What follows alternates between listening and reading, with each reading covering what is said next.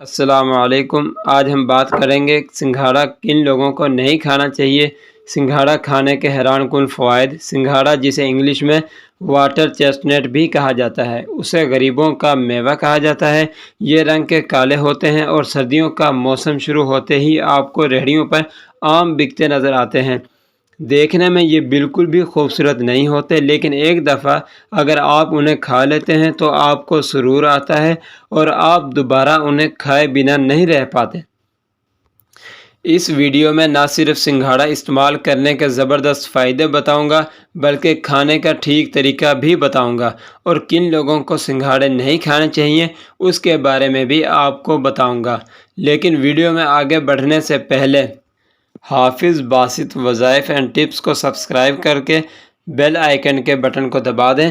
سنگھاڑوں کا پودا بھی گمل کے پھولوں کی طرح چھپڑوں اور تالابوں میں پیدا ہوتا ہے۔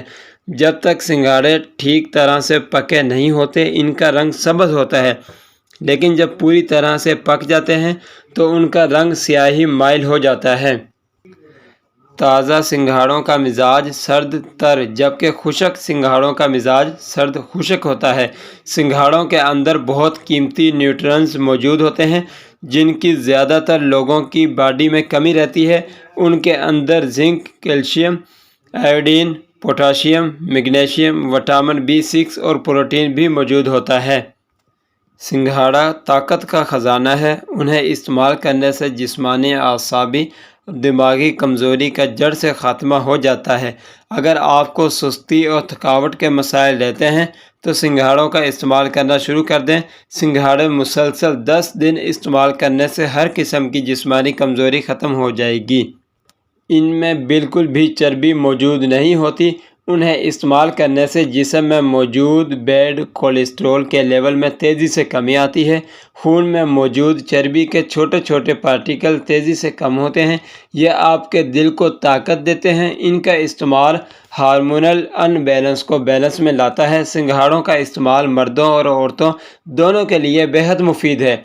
ان کو استعمال کرنے سے لیکوریا کا جڑ سے خاتمہ ہو جاتا ہے۔ جن عورتوں کی ہڈیاں کمزور پڑنے لگی ہیں وہ سنگھاڑوں کے سیزن میں انہیں استعمال کر لیا کریں۔ انشاءاللہ تعالیٰ اللہ تعالیٰ کے فضل و کرم سے ساری زندگی ہڈیاں کمزور نہیں ہوں گی۔ یہ بار بار پیشاب آنے کے مسئلے کے ختم کرتے ہیں۔ پیشاب کی نالی کے انفیکشن کا خاتمہ ہوتا ہے۔ ان کے استعمال سے سنگھاڑے آپ کے دماغ کے لیے بہت اچھے ہیں۔ یہ دماغی کمزوری کا خاتمہ کرتے ہیں۔